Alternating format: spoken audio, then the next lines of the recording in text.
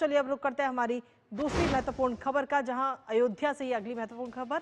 अयोध्या में अब एक बार फिर से बड़े जश्न की तैयारियां हो रही हैं। प्रधानमंत्री नरेंद्र मोदी कल यानी 25 नवंबर को राम जन्मभूमि मंदिर में एक खास ध्वजारोहण समारोह के लिए आने वाले हैं, जिसको लेकर पूरे शहर में तैयारियां जोरों पर है। श्रद्धालुओं में उत्साह और भक्ति भावना को मजबूत करने के लिए राम मंदिर के प्रवेश द्वार पर लिखा गया है, जाति पाति पूछे नहीं कोई, हरि का भजे सो हरि का होई। और राजा राम की अयोध्या के इतिहास में एक प्रमुख पन्ना बीते आगे आने वाले कल में जुड़ने वाला है। रामलला की प्राण प्रतिष्ठा के बाद अयोध्या ने पूरी दुनिया का ध्यान एक बार फिर से अपनी ओर आकर्षित किया है। कैसी है इस समय कार्यक्रम को लेकर वहां की तैयारियां, बताएंगे आपको, साथ ही वहां की तस्वीरें भी दिखाएंगे अलग अलग। लेकिन सबसे पहले आपको बताते हैं राम मंदिर के शिखर पर पताका।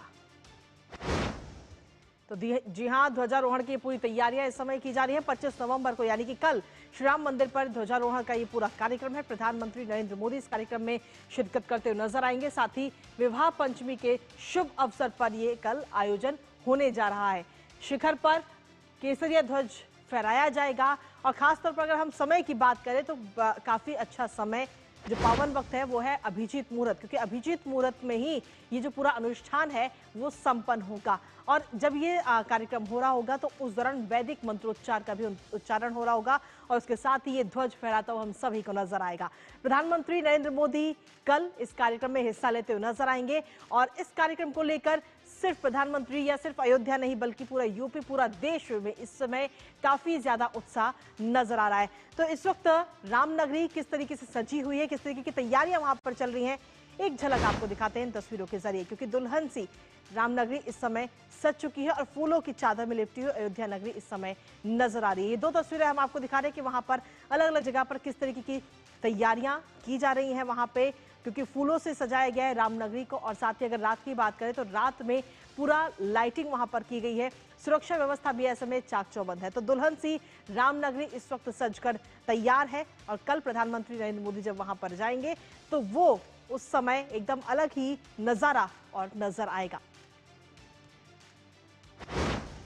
और इसके साथ ही आपको बता दें कि श्रीराम ध्वजा कल लहराने वाली है और ये श्रीराम ध्वजा 151 फीट की ऊंचाई पर ये ध्वज फहराया जाएगा राम मंदिर के शिखर पर, जिसकी 22 फीट लंबाई है और 11 फीट इस धर्म ध्वजा की चौड़ाई बताई जा रही है। इसके साथ ही इस धर्म ध्वजा की अगर वजन की हम बात करें तो करीब 2.5 किलो इस धर्म ध्वजा का वजन है और इस धर्म ध्वजा पर सूर्य के साथ साथ ओंकार का भी चिन्ह इस पर नजर आ रहा है। तो कल जब ये शिखर पर फहराता हुआ नजर आएगा तो वो जो माहौल होगा वो एकदम ही दिव्य और भव्य होगा। लेकिन इसके साथ ही कल ध्वजारोहण का पूरा कार्यक्रम है, उससे एक दिन पहले बीते कल की अगर हम बात करें तो ध्वजारोहण से पहले अलौकिक नजारा शिखर पर देखने को मिला है राम मंदिर के, जहां लाइट शो ने सभी का ध्यान अपनी ओर खींच लिया है। और ध्वजारोहण से पहले ये अलौकिक तस्वीरें, दिव्य रोशनी से पूरा मंदिर जगमगाता हुआ नजर आया है।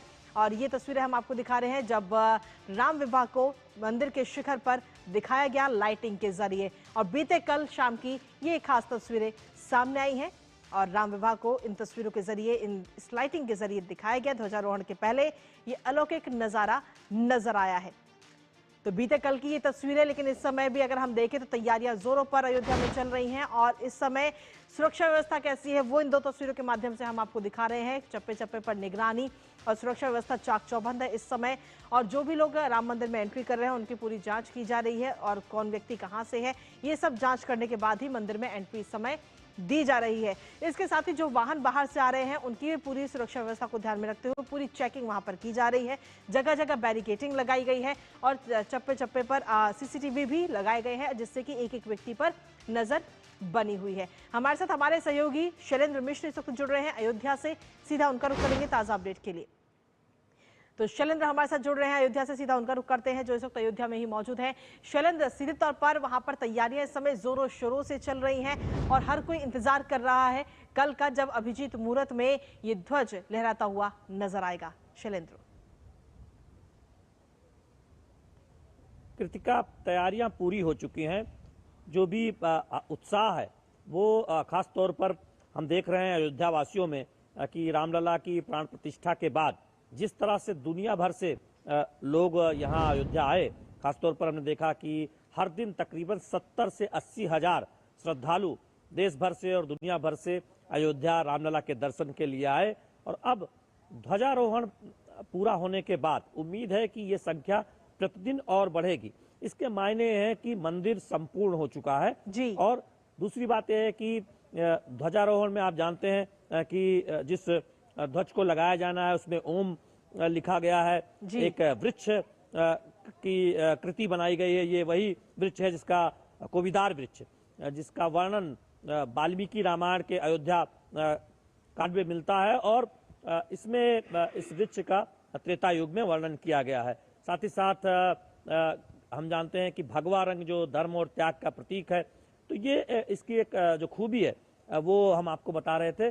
सबसे बड़ी बात है कि कल जिन लोगों को बुलाया गया है, हमने चंपत राय जो महासचिव हैं राम जन्म तीर्थ ट्रस्ट के, उनसे बातचीत की तो उन्होंने कहा कि भारतीय परंपरा में हर कोई खास होता है और हर कोई आम होता है।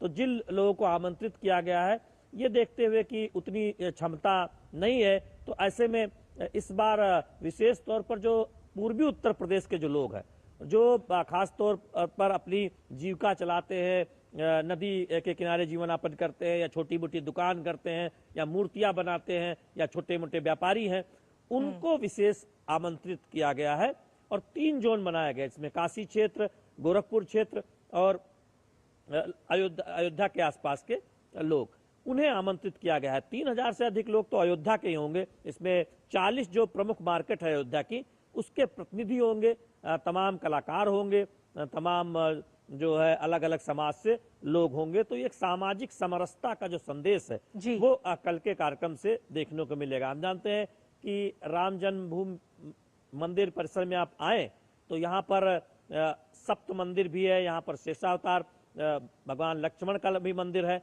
तो वो एक तरह से इस भव्य राम मंदिर से जो एक संदेश जाता है समरसता का, वो हर जगह पर यहाँ दिखाई देता है। तो निश्चित तौर पर कल का मौका बहुत अहम है और इस ध्वजारोहण के मायने हम सब जानते हैं, यानी कि मंदिर निर्माण की जो प्रक्रिया है वो अब पूरी तरह से संपूर्ण हो गई है। तो ये कल के बाद ये बात एक तरह से स्थापित हो जाएगी।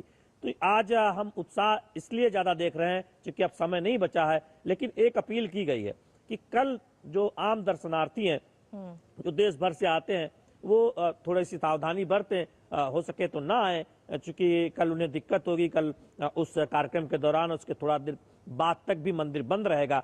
तो ऐसे में लगातार हमने देखा है कि चंपत राय जी ये अपील पिछले कई दिनों से सोशल मीडिया के माध्यम से कर रहे हैं और हमने आज तक देखा सुबह कि बड़ी संख्या में दर्शनार्थी, बड़ी संख्या में श्रद्धालु, राम भक्त वो अयोध्या दर्शन के लिए आए हुए थे। उनमें तमाम लोगों से हमने बातचीत की और उन्हें जब ये पता लगा या फिर वो इस बात को जानते थे पहले से मीडिया के माध्यम से कि ध्वजारोहण का कार्यक्रम होने वाला है, तो बहुत अभिभूत थे कि वो दर्शन करके जा रहे हैं रामलला का और फिर जल्द से जल्द आएंगे रामलला के दर्शन करने। तो बहुत एक ऐतिहासिक दिन रहने वाला है जब अयोध्या के इतिहास में, इस पौराणिक नगरी के इतिहास में एक नया पन्ना कल जुड़ने वाला।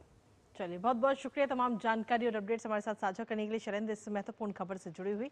आगे भी आपसे अपडेट्स हम लेते रहेंगे, लेकिन इसी के साथ ही अब रुक करते हैं हमारी तीसरी महत्वपूर्ण